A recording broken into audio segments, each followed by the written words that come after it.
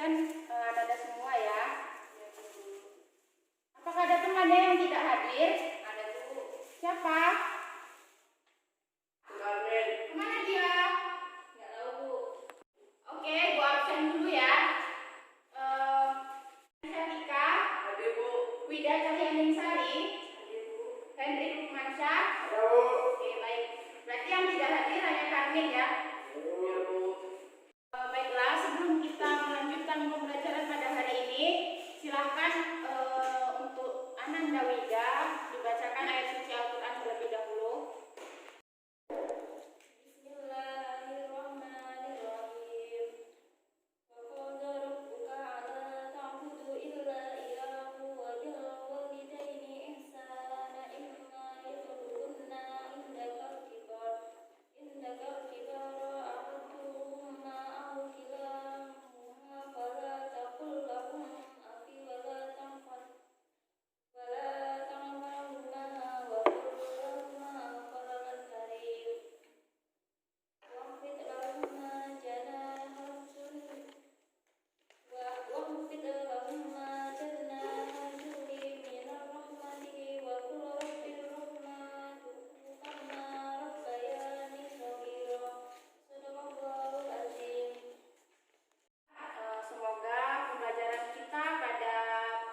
Siang hari ini mendapatkan keberkahan dari Allah Subhanahu wa Ta'ala. Amin.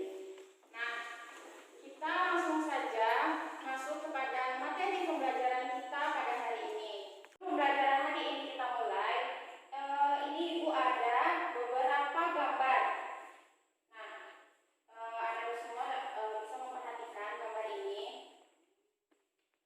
Nih, coba dilihat, diperhatikan. Ini gambar pertama, ini gambar yang kedua, gambar yang ketiga, dan ini gambar yang keempat.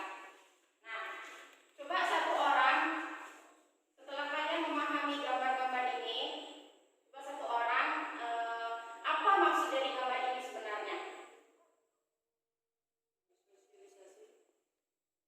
Coba bisa tikam tangannya. Bersosialisasi Bu. Hampir mendekati. Atau yang lain? Ya silakan Wida. Pentingnya saling bergotong royong atau bekerja sama dan membantu. Nah, iya. Itu hampir mendekati kepada materi kita pada hari ini. Sudah benar. Beri aplaus dulu untuk temannya, Wida Cahyaningsari. Nah, berarti materi kita pada hari ini yaitu mengenai pembahasannya hidup lebih tenang dengan mujahadatun nafs, husnuzon, dan ukhuwah. Nah, ini gambar ini tadi itu merupakan salah satu bentuk dari ukhuwah, yaitu materi yang akan kita bahas pada kesempatan kali ini. Nah, silakan pada buku Ananda masing-masing bisa dilihat. Di sana ada ayat yang menjelaskan mengenai mujahadatun nafs. Ini pembahasan yang kita yang pertama pada hari ini. Silahkan Wida dibaca kembali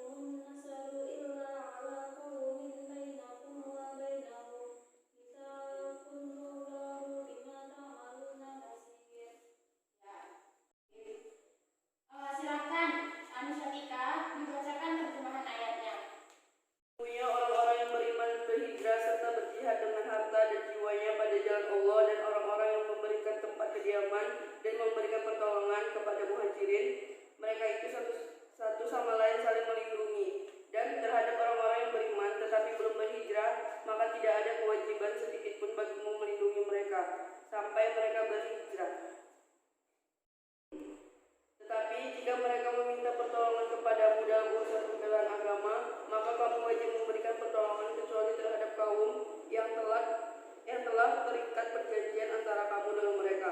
Dan Allah Maha melihat apa yang kamu kerjakan. Ayat yang telah dibacakan oleh saudari Aisyah tadi itu merupakan ayat yang membahas mengenai mujahadatun nafs. Ada yang sudah tahu apa pengertian mujahadatun nafs itu? Oke. Karena belum pada tahu, jadi Ibu akan menjelaskan. Jadi mujahadatun nafs itu berasal dari dua kata bahasa Arab. Yang pertama yaitu mujahadatun dan yang kedua yaitu nafs. Mujahadatun itu artinya adalah bersungguh-sungguh dan nafs itu artinya adalah diri nafsu atau hawa nafsu maksudnya. Jadi apabila digabungkan, mujahadatun nafs ini artinya adalah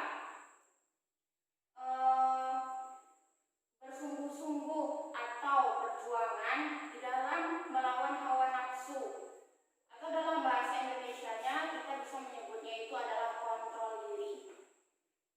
Kemudian mujahadatun nafs ini di dalam Al-Quran itu terbagi menjadi tiga. Yang pertama yaitu an-nafsu amarah, artinya itu nafsu yang mendorong kita untuk melakukan kemarahan, amarah. Jadi untuk anak-anak semua, mungkin ada yang sering marah-marah, nah itu bisa disebut sebagai an-nafsu amarah, karena mendorong manusia untuk kepada yang hal-hal yang buruk atau hal-hal yang tercela. Kemudian yang kedua yaitu an-nafsu lawamah, artinya adalah nafsu yang menyesali kita kepada hal-hal atau perbuatan yang buruk yang telah kita lakukan. Jadi setelah melakukan hal-hal yang buruk, biasanya kita itu menyesali perbuatan yang buruk itu. Nah, itu yang disebut sebagai an-nafsu lawamah. Kemudian yang ketiga yaitu nafsul mutmainnah, artinya yaitu hawa nafsu yang dimiliki oleh manusia itu berupa ketenangan. Jadi kita itu di dalam diri kita itu mempunyai rasa tenang, yaitu berasal dari nafsu mutmainnah. Nah, dari ketiga nafsu ini yang telah dijelaskan di dalam Al-Quran dapat diketahui bahwa nafsu amarah itu merupakan perbuatan atau hal-hal yang mendorong manusia untuk berbuat keburukan atau berbuat kemaksiatan. Dan sama-sama kita ketahui bahwa orang yang melakukan kemaksiatan itu dapat dijauhkan dari rahmat Allah Subhanahu wa Ta'ala. Nah, maka dari itu kita sebagai manusia harus mempergunakan kontrol diri agar kita tidak terjerumus ke dalam perbuatan yang tercela. Nah, sekarang coba diperhatikan di dalam bukunya itu ada beberapa mufradat atau kalimat yang berasal dari ayat atau Quran surat Al-Anfal ayat 72. Nah, yang pertama yaitu wahajaru, artinya dan berhijrah. Wajahadu, artinya berjihad. Di amwalihim, dengan hartanya. Wa anfusihim, dan jiwanya. Wa naqaru, dan memberi pertolongan. Ba'duhum, sebagian mereka. Aulia, pelindung sebagian yang lain. Jadi itu kata-kata mufradat itu atau kalimatnya itu nanti bisa Anda hafal atau dipahami. Nah, kita lanjut. Atau ada yang kurang jelas, silakan boleh ditanyakan terlebih dahulu. Kita lanjut ya.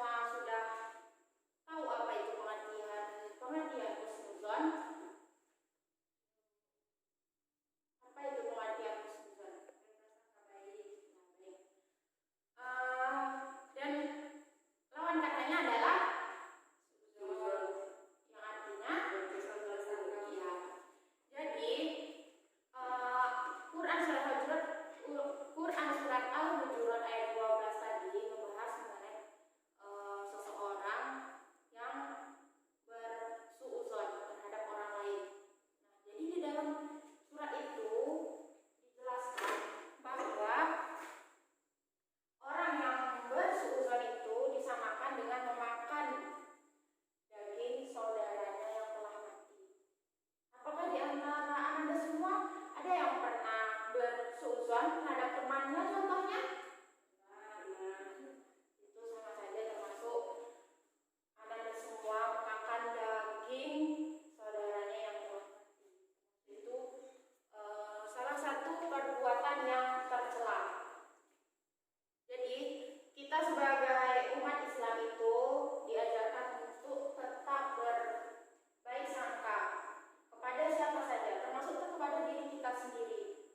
Terhadap diri kita sendiri, kita itu juga harus berprasangka baik. Contohnya, di saat misalnya kalian sedang bercermin, kemudian kalian melihat, kenapa saya jelek, kenapa saya hitam, kenapa saya nggak cantik seperti teman-teman yang lain. Nah, itu sama saja kalian itu sudah bersuuzon pada diri Anda sendiri.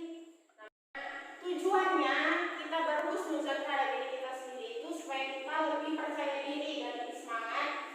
Walaupun saat bercermin kita merasa diri kita itu jelek atau kenapa hitam gitu, tapi kita itu harus tetap berhusnuzon pada diri kita bahwa itulah yang diberikan Allah kepada diri kita dan kita harus mensyukurinya. Selain berhusnuzon kepada diri sendiri, kita juga harus berhusnuzon terhadap Allah. Kenapa kita harus berhusnuzon kepada Allah? Karena itu merupakan suatu bentuk ketaatan kita kepada Allah dan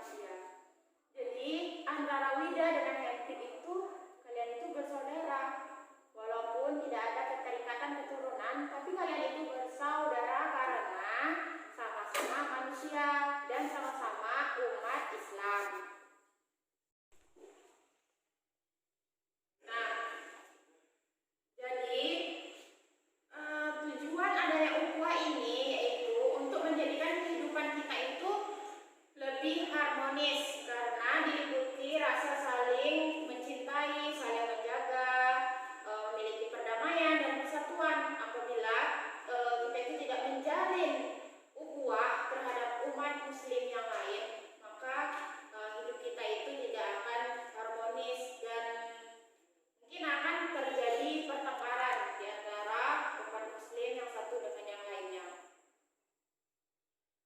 Nah, jadi mengenai Quran surat Al-Hujurat ayat 10 ini tadi juga dijelaskan bahwa apabila ada salah satu saudara kita yang sedang berselisih, kita itu harus segera mendamaikannya.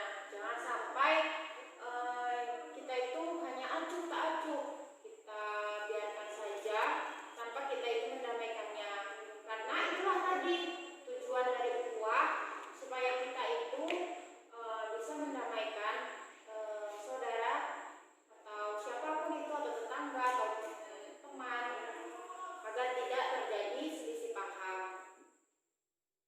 Nah, dan yang terakhir yaitu coba diperhatikan bukunya, di sana lagi mengenai